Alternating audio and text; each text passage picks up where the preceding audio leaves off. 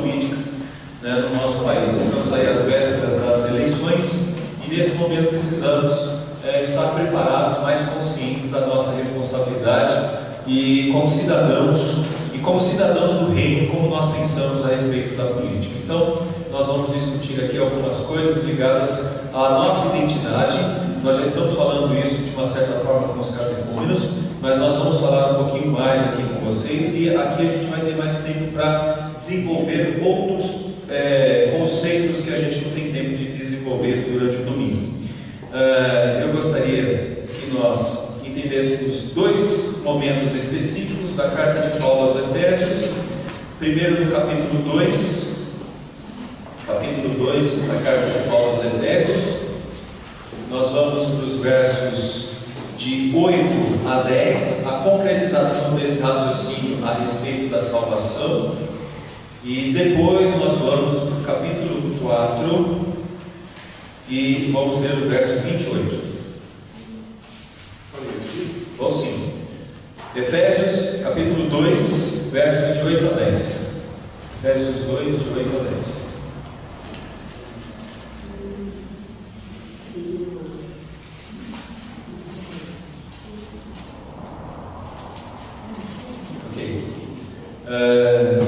E depois o capítulo 4, verso 28. Então vamos lá. Todos acharam? Porque pela graça sois salvos mediante a fé, e isso não vem de vós, é dom de Deus, não de obras, para que ninguém se glorie, pois somos feitura dele, criados em Cristo Jesus para boas obras, as quais Deus de antemão preparou para que andássemos nelas. Caminhando um pouquinho mais, 4, verso 28. Aquele que furtava, não furte mais, antes trabalhe, fazendo com as próprias mãos o que é bom, para que tenha com que acudir ao necessitado. Caros irmãos, a visão reformada de Estado e sociedade é muito boa, porque essa visão é bíblica, e essa base bíblica nos ajuda a ter uma compreensão e uma utopia boa sobre o que seria uma visão de um Estado com uma visão reformada. O que seria isso? Como seria isso? A nossa palavra primeira é de que seria muito bom se nós tivéssemos uma visão de Estado reformado. No Brasil, algo parecido chegou até a acontecer na parte norte, quando os holandeses entraram no Brasil e, através de um príncipe chamado Maurício de Nassau, nós tivemos uma espécie de Brasil holandês, contexto de um Brasil holandês. O Brasil foi atingido pela tecnologia dos holandeses, e os holandeses, na sua base, na sua estrutura inicial, era calvinista. Muitos dos nossos que falam sobre, se tivesse permanecido o contexto holandês, nós teríamos um país muito melhor. Não podemos prever isso, porque é o homem, então a gente nunca pode jogar toda a confiança no homem. Mas uma coisa é certa, teríamos mais esperança talvez de termos um país com uma índole como aquela. Quando a gente olha para Olinda, quando a gente olha para Recife, quem já foi? Para Recife aqui? 2, 3, poucas pessoas. Se você olhar para Recife, ainda há traços do Brasil holandês. O Brasil holandês, uma das primeiras pontes foi criada, que permanece até hoje. Além disso, casas, tem toda uma história, e nós podemos falar aqui muito tempo sobre o Brasil holandês. Mas nós vamos falar sobre a visão reformada de Estado e sociedade, já se preocupando com o contexto que nós queremos tratar, que é o contexto político, e que tipo de atitude nós deveríamos tomar. Para isso, eu creio que esses dois textos nos ajudam. Toda a base do nosso pensamento está voltada para esse raciocínio do capítulo 2, porque Paulo, antes do capítulo 1, falou a respeito dos predestinados, ou da eleição, ou seja, daqueles que são chamados eficazmente pelo Espírito Santo, e por isso eles passam a ter comunhão com Deus que é a glória do nosso Deus. Veja o capítulo 1, versos da Epístola de Paulo aos Efésios, capítulo 1, versos 5 e 6. Vamos ver juntos, para termos aqui uma leitura dinâmica. Nos predestinou para Ele, para a adoção de filhos, por meio de Jesus Cristo, segundo o beneplácito de Sua vontade, para louvor da glória de Sua graça, que Ele nos concedeu gratuitamente no amado. Perceba bem que há a predestinação, ou seja, Ele nos predestinou, Ele nos colocou numa situação diferente, Ele nos deu aí a adoção de filhos, significa que agora a gente tem um relacionamento com Deus filial. Foi algo mais ou menos assim, não somente nos perdoou a dívida, porque você pode perdoar a dívida de alguém e não querer nada com essa pessoa, está perdoado, mas não quero nada com essa pessoa.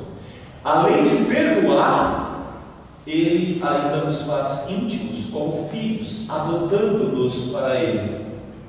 E quando isso acontece, há uma ação, ou o que nós podemos chamar de uma reação.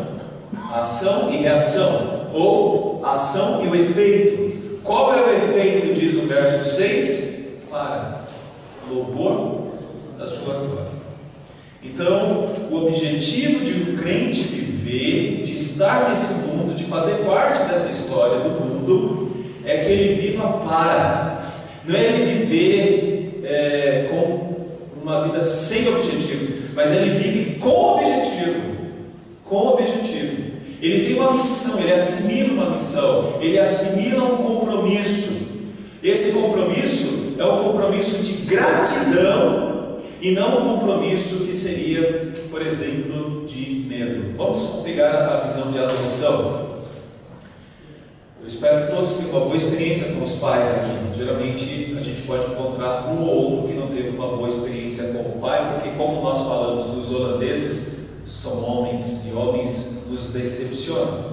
Mas geralmente, bons pais geram nos filhos sentimentos de carinho, de respeito, de amor, não é isso? Quando a gente tem um bom pai, a gente tem esse sentimento para com ele. Então, aqui está toda a informação que a gente precisa para ser um cidadão do reino nesse mundo. A gente vive nesse mundo, mas como filhos do nosso Deus e filhos adotados, sabendo que nós merecemos isso, nós vivemos para glorificá-lo. Então, esse aqui é um ponto muito interessante a gente aprender o contexto de Apocalipse. A gente não vive agradando a Deus porque a gente tem medo do inferno. Porque se você vive agradando a Deus com medo do inferno, então você não está entendendo bem a graça. A graça não te coloca nessa situação, não vou fazer isso porque Deus castiga. A graça te coloca na situação de, eu vou fazer isso porque eu amo meu Deus. É diferente. Olha como é diferente. Porque muitas pessoas procuram igrejas, muitas pessoas estão em igrejas com medo. Obrigação, pavor. É claro que nós temos que ter todo o respeito para com Deus. Devemos ter todo o respeito para com Deus. Mas longe de nós estarmos adorando a Deus porque a gente quer alguma coisa. Porque quem tem a graça quer mais o quê? A graça significa um recebimento que Deus nos dá, né? Deus nos coloca na presença dele, sem nenhum mérito nosso, para a glória dele, e nos faz enxergar a nossa miséria, a nossa pequenez por causa do pecado, e nos coloca numa situação de preterição, numa situação favorável, totalmente favorável. E isso nos alegra, nos alegra. Por exemplo, alguém que pensa que as obras salvam, está com um sentimento arrogante, dizendo assim, olha, eu faço isso porque Deus recompensa, como se nós pudéssemos oferecer alguma coisa a Deus. Então, não é isso. A nossa situação é de adotados, e como adotados que estavam sem nada, temos agora um lar, e temos a alegria de receber o carinho e o amor de Deus, e esse carinho e o amor de Deus nos faz viver para a glória dele. Então aqui entra a segunda lição que eu quero que você entenda. A segunda lição que eu quero que você entenda é que é natural na vida de um crente ter obras. Mas espera aí, Guilherme. as obras não salvam, mas o Senhor está falando agora, por que tem obras? Simples. Porque o que gera a gratidão? Obras. É isso que a gratidão gera em qualquer pessoa. De uma certa forma, gera obras. Né? Gera obras. Se você pegar alguém assim e falar, nossa, por que você ajuda tantas pessoas? Geralmente, uma dessas pessoas que ajuda a pessoa, você fala assim, é porque no passado eu já fiquei no lugar dele e eu sei o que é isso. Então, eu já sei o que é ter vivido isso daí. Não é? Não é geralmente isso que a gente ouve? A pessoa fala assim, eu me coloco no papel dele. Por que eu me coloco no papel dele? Porque eu já estive nessa situação. Então, quem vive por gratidão, vive porque sabe realmente o quanto é importante agir em favor dele. E aí entra os versos do capítulo 2 que eu li, porque todos os versículos anteriores falam da nossa morte, porque nós não éramos filhos de Deus, nós éramos filhos da ira. Olha que situação a nossa, nós não éramos filhos de Deus, nós éramos filhos da ira de Deus. Então quer dizer, agora nós somos filhos de Deus, e como filhos de Deus, pela riqueza da graça, pela bondade para conosco em Cristo Jesus, somos salvos e mediante a fé. Isso não vem de vós, é dom de Deus, não de obras. Mas o verso 10, pois somos feitura dele, criados em Cristo Jesus para as boas obras. O que significa que um crente vive por aquilo que ele deveria ser desde lá no passado do Éden. Ele vive para as boas obras. Então, fazer obras e ter obras é um imperativo que nós chamamos de imperativo da graça. É um imperativo de gratidão, que é a melhor forma de fazer obras, que não é por mérito ou por recompensa, né, mas é por sentido que já recebeu, ou seja, por tudo que já foi feito, e não por tudo que você pode alcançar, mas por tudo o que já de certa forma recebeu. Então isso é maravilhoso, e isso nos faz entender aqui um dos valores importantíssimos da vida. Que valor é esse? É que se você está vivo é porque Deus quer. Aliás, se você existe porque Deus te criou. Se você está vivo é porque Deus quer. E se você entende a obra da cruz, é porque algo maravilhoso atingiu o seu coração. E se esse algo maravilhoso que atingiu o seu coração não te comove, não te movimenta a glorificar a Deus, então você ainda não entendeu a graça. A graça te faz viver para a glória de Deus. Isso significa o seguinte, que se você tivesse muito dinheiro, você entenderia que esse muito dinheiro não é para você, não é para ficar na sua conta bancária, mas esse muito dinheiro é para servir o próximo. Por quê? Porque a maneira de você demonstrar sua gratidão é dividindo o que você tem com o outro. É dividindo o que você tem com aquele que mais precisa. Outro princípio fundamental, vamos imaginar aqui o seguinte, né? Vamos pegar aqui aquela continha que eu gosto de fazer basicamente. Você já mostrou essa conta, a gente já aprendeu isso em outros momentos. Se você tivesse uma empresa e tivesse 10 funcionários, e por um problema econômico, que quase não acontece no nosso país, por um problema econômico, você tivesse de mandar embora 50% do quadro de funcionários, e 50% é de crentes e 50% não é de crentes, quem você mandaria embora? Os incompetentes. Nada como uma lição aprendida, né? Por que você manda embora os incompetentes? Você não precisa ter uma pessoa que chega atrasado direto. Você não precisa ter uma pessoa que não trabalha, com uma expressão que é braço curto, né? Não, mas é irmão. Um irmão, ele tem que ter braço longo. E o irmão trabalha, se esforça, ele luta, né? Como isso funciona? Eu estou limpando as minhas vasilhas lá em casa, né? É sua. Eu limpo de qualquer jeito. Não de obras para que ninguém se glorie, mas somos feitura dele, criados para boas obras. Agora aqui entra um campo muito importante do que são boas obras. Porque qual é a visão que temos a respeito de boas obras? Né? Aí tem tanta coisa que tem que ver. Mas vamos chegar lá, tá bom? Vai dar tudo certo. Nós temos aí 2 encontros. Tá ok?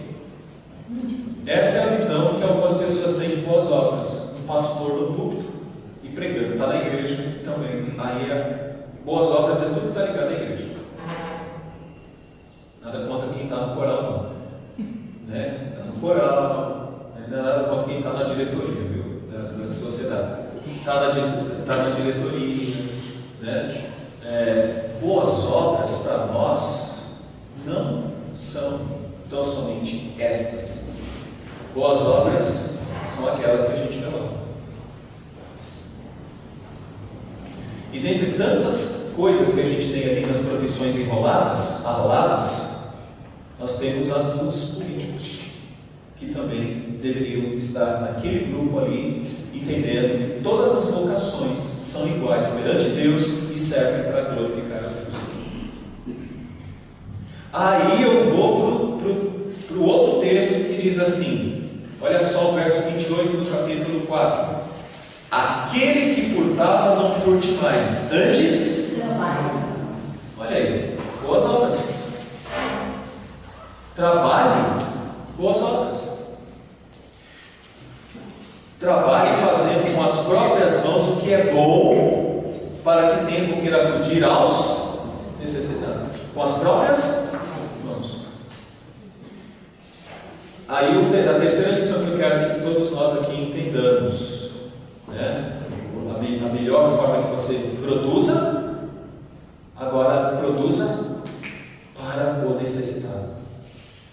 Então, uma das coisas que a gente tem que fazer aqui na soma de todos os nossos, tudo aquilo que a gente faz, é que a gente se preocupe com o outro e tem uma preocupação com o outro. Isso aqui é a Bíblia, é um ponto de vista bíblico, e nós não podemos escapar disso se nós entendemos a salvação. Salvação. E aí você sabe por que você está nesse mundo, e você sabe por que você precisa fazer o melhor nesse mundo. Por que você precisa fazer o melhor nesse mundo. Então agora eu vou fazer uma pergunta para vocês, uma pergunta muito básica, né, para vocês, e vocês vão responder daquela forma que vocês gostam de responder, né? Como que você começa a segunda-feira? E alguém chegou para mim e falou assim, pastor, isso é fácil, na segunda é sua folga.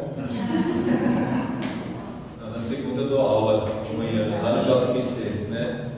Então eu também estou nesse grupo aí, tá? Como que você acorda na segunda? Vamos pegar um pouquinho mais, né? Vamos pegar assim.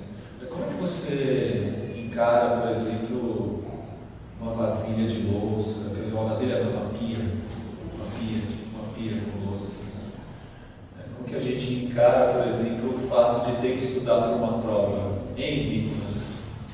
Como que a gente encara o fato de ter que escrever alguma coisa, estudar? Como que a gente encara todas essas coisas? O que eu quero dizer para vocês é que o Estado, dentro de uma visão reformada, não começa com o político. É só isso que eu quero dizer. A lição de hoje é só essa. O Estado não começa com o político. O Estado começa com você. Mas nós somos tão poucos, reverendo, e tem tanta gente pensando o contrário. Bom, a igreja começou com 12 homens, e todos eles também tinham os probleminhas lá entre eles. Mas foi assim que a igreja começou e se desenvolveu. E a igreja se tornou igreja. Dá para enxergar? Política não se começa olhando para o partido político. Política começa olhando para quem entende que é cidadão. Agora, nós somos cidadãos. Mas que tipo de cidadãos nós somos? Se a gente enxergar esse texto aqui como uma diretriz para nós vamos entender o seguinte: mas todo mundo faz. Todo mundo faz isso. A pergunta é: você é todo mundo então? Se a maioria faz, você vai fazer também, né? Então esse é um campo muito complexo, muito difícil, né, para a gente assimilar. Daí a gente tem que entender que a nossa vocação é servirmos aos outros, tal como Cristo também fez, né? Vai lá para Mateus 20, 28. Mateus 20, verso 28.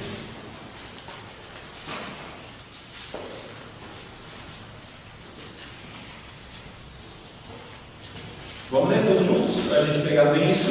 Vamos lá? Tal como o Filho do Homem, que não veio para ser servido, mas para servir e dar a sua vida em resgate por muitos. Bom, se você ler só esse texto, você vai dizer, mas não está faltando alguma coisa? Sim. Olha o verso 27. E quem quiser ser o primeiro entre vós, será o vosso servo. Então deixa eu colocar aqui um ponto importante para você. Você está casado com a sua esposa para servi-la bem. Então aqui entra o princípio político que é muito comum para todos nós. Você ama ao próximo se você ama a si mesmo. E eu creio que é muito difícil alguém não amar a si mesmo. Não é isso? Geralmente a pessoa ama a si mesmo. Então vamos pegando a sequência. Eu amo a mim mesmo. Mas depois a ordem é: eu devo amar a pessoa que está mais próxima de mim, como Cristo fez, servindo. Olha aí que ponto importante. Servindo. Isso é fundamental. Até a esposa com o esposo serve. A esposa está servindo o esposo, mas o esposo também está servindo a esposa. Então significa que a boa política, ela sai do campo individual e agora a boa política vai para o campo família. Família. Não adianta você reclamar do político e você não é um bom marido. Não adianta você reclamar da política e não ser uma boa esposa como esposa. Porque a política está começando com você e a sua esposa. Conseguem perceber a seriedade da coisa? Qual é o fator principal dentro da visão política? Dentro da visão política é que eu não vou explorar o outro. Eu não posso viver para explorar.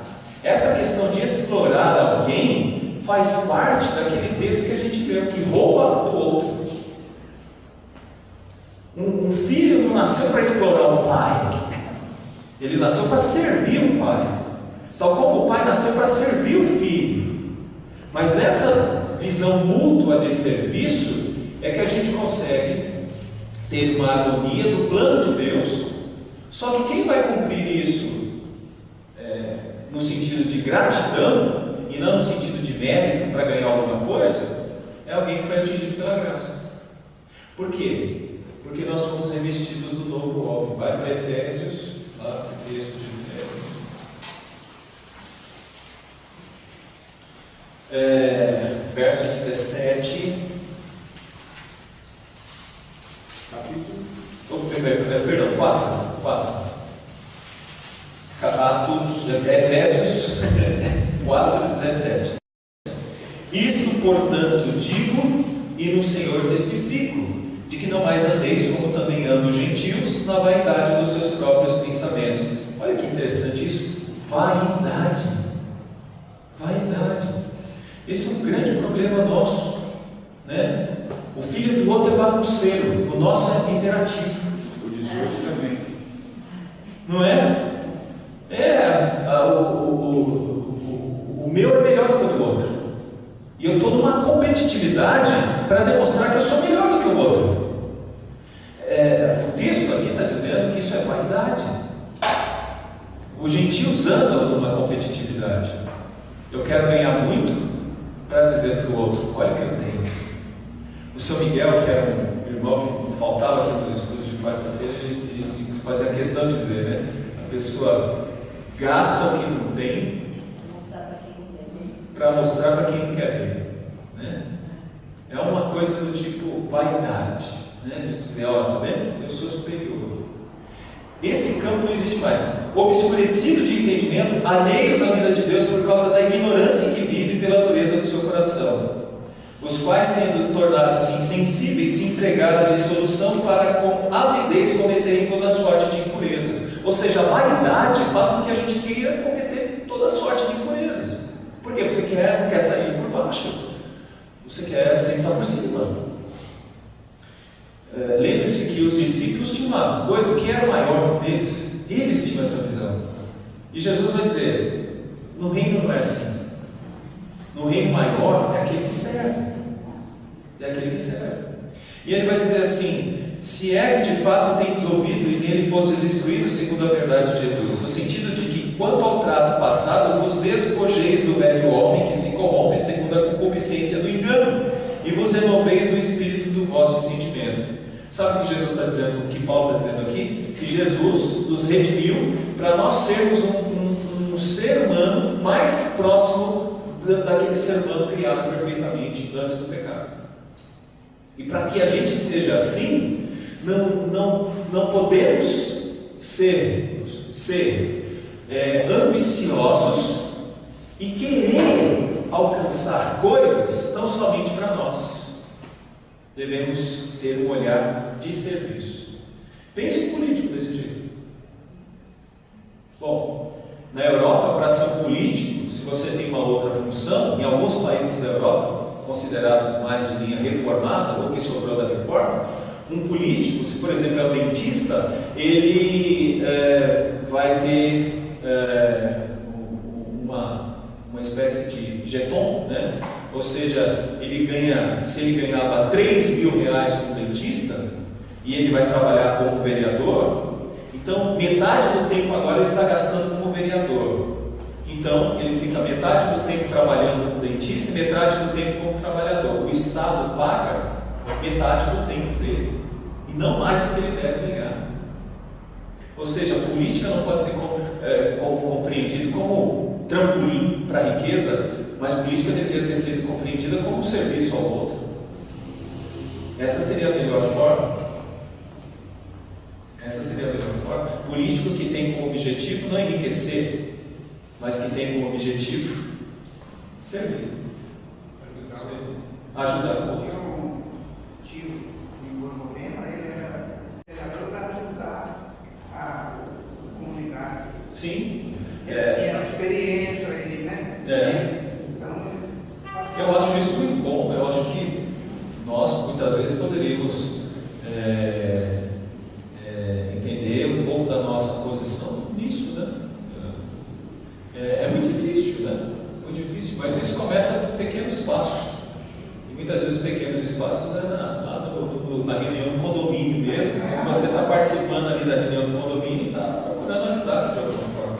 Esses pequenos espaços podem ser preenchidos para quem tem uma visão de serviço, realmente. E esse é um ponto importante para que você possa servir. Mas o que eu estou querendo mostrar para vocês aqui é que se você é professor, esforce-se para ser um bom professor. Mas nunca pense que, eu vou ganhar muito dinheiro com isso. O objetivo, se for ganhar dinheiro, então nós perdemos um pouco a noção do verso 28. Aquele que furtava não furte mais, antes trabalhe fazendo com as próprias mãos o que é bom, para que tenha com que acudir ao necessitado. Ok? exemplo bom é aquele do empresário que passou na televisão, que ele foi trabalhar de empregado para ele. Isso. O empregado, né? Então ele falou para ele lá como que ele fazia, ele tinha que fazer direitinho, porque ele fazia como se fosse para Deus. Como se fosse para Deus, exatamente. E antes ele tinha visto um outro funcionário que estava trabalhando com software que o patrão gastou um dinheirão, mas ele falou: o que a gente coloca aqui? Não sei, coloca qualquer coisa, ele está valendo. Quer dizer, coloca qualquer coisa. É isso mesmo. Essa é a diferença. E aí alguém fala assim: mas reverendo, as pessoas não reconhecem isso. E esse é o grande problema. Se a sua perspectiva for o outro reconhecer, você nunca vai fazer nada. Não é? A história da casa. Inclusive aqueles que estão até mais próximos de nós não reconhecem, né? Quanto mais quem não é parente. Muitas vezes até parentes não reconhecem, parece que a gente tem obrigação de fazer aquilo. Não é verdade? Mas a gente tem obrigação de fazer. A história daquele construtor que mandou o empregado construir a casa, né? Construir a casa de qualquer jeito, mas a casa era para ele. Era para ele, porque era a última casa, exatamente. Ele já não, era para eu estar descansando, fez uma casa qualquer. Então, essa é a sua casa. Essa é a sua casa, é você que não vai reformar. Então, se isolar não é o caminho. Eu sempre digo isso: se isolar não é o caminho. Não dá, bora, pensa nisso. Pensa para chegar no lugar desse, né? Não é prática religiosa, não é prática religiosa, tá bom? Não é prática religiosa. E aqui vem a piadinha que eu já falei para vocês lá na classe de catecúmenos. Qual é a piadinha? Eu quero dizer uma coisa simples, que isso implica numa questão natural, tá bom? Até natural. Mas quando nasceu a Elisa, minha filha, a Diz deu de mamar até o terceiro dia, depois o leite acabou, não teve mais leite. E aí entramos em 2 semanas terríveis, né? Quase 3 semanas terríveis. A menina chorava demais, a gente não sabia o que era uma loucura. Eu falei que teve uma noite que eu cantei todo o binário para ela, né? Aqui minando e cantando todos os hinos. E o que tinha que fazer, como tinha que fazer, aí testa do leite, até que o médico falou assim: olha, vamos fazer o seguinte, vamos entrar com esse leite. Desculpa fazer a propaganda do leite, vamos entrar com esse leite. E aí entrou com esse leite, né? E aí foi assim, eu falei que foi a mesma coisa que acabar com o choro da Elisa, assim, de uma hora para outra ela estava bem. Eu cheguei no mercado, meus irmãos, eu ficava de olho na propaganda onde tinha, como fala, promoção. Teve um dia que eu entrei no mercado e falei assim: agora vou aproveitar. Coloquei um monte lá, a moça pensou que era estoquista. Ela falou: onde tem mais esse leite? Onde você vai colocar esse leite? Eu falei: não, isso aqui é para mim mesmo. E isso resolveu bem o nosso problema. Resolveu demais o nosso problema, né? E eu falei para a turma de catecúmenos, já falei para outros também, que eu ajoelhei e orei a Deus agradecendo pelo engenheiro técnico aqui, o engenheiro dessa marca, o engenheiro desse leite. Eu orei agradecendo pela vida dele. Se ele é crente, não sei. Se não é, também não sei, né? Mas uma coisa eu fiz, eu orei agradecendo, porque ele, o responsável por a equipe que formulou esse leite, que tem propriedades parecidas com o leite materno, ajudou uma família que talvez ele não conhece, o Zé Ninguém. Ele ajudou o Zé Ninguém, mas nós estamos felizes com isso. Um bom engenheiro técnico que fez isso, né? E aí eu brinco, né? Isso aqui né, com não ficou desse jeito, sem não daquele jeito. E alguém sempre fala: o senhor foi sem não, né? Geralmente é isso mesmo, assim, né? Bom, vocação é então servir ao próximo. A primeira lição de hoje é essa, tá bom? A gente quer falar de política? A primeira coisa que a gente tem que falar de política é o seguinte: política começa com você, e você tem que ser um bom político. E você está administrando um monte de coisas. Você administra a sua vida, a sua saúde. Você é marido, você cuida da sua esposa, então trate de cuidar muito bem dela, porque essa é a parte que te cabe no serviço. Você é esposa, cuide muito bem do seu marido. Você é filho, cuide muito bem dos seus pais. Você é pai, cuide muito bem dos seus filhos. Trate muito bem todas as coisas que estão ao redor de você, porque esse é o primeiro núcleo da política. É você e as pessoas que estão ao redor de você. Toma muito cuidado, porque você muitas vezes é apto para falar mal de político, mas você está sendo um bom político. Ao invés de estar preocupado com o seu país, você está preocupado com o país vizinho. Está entendendo o que eu estou dizendo? Né? Ao invés de estar preocupado com o seu cuidado, com as pessoas que devem estar do teu lado, você está se preocupando somente com você e está esquecendo as pessoas que estão do seu lado. Ou seja, você é egoísta, só pensando somente em você. Quem é salvo para as boas obras, as quais Deus preparou. Quem preparou isso para a gente foi Deus. Então Deus te colocou essas boas, não foi Ele que preparou.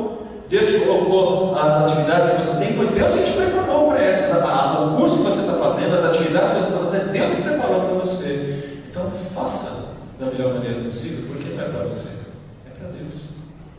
É para Deus. Não se preocupe se você vai receber, é o seu melhor. É o seu melhor que você está fazendo. Fique tranquilo, isso glorifica o nome de Deus. Deus. Tem um prefeito que fala que todas as coisas que a gente for fazer, faça com todas as nossas forças, porque para onde nós vamos além, Eclesiastes 9. tem trabalho. Exatamente, Eclesiastes 9. Então, se você tiver de fazer alguma coisa, faça agora também. Faça bem. É isso mesmo. É isso aí. E aqui entra o ponto que eu quero ressaltar para vocês, fechando aqui o próximo momento que a gente Calvino entendeu que isso poderia acontecer em Genebra. E nos próximos estudos nós vamos ver como isso se deu lá na cidade de Genebra, qual foi o contexto e por que isso aconteceu. Mas isso é o próximo estudo. Deus abençoe a vida de todos. Vamos ficar em pé e vamos orar.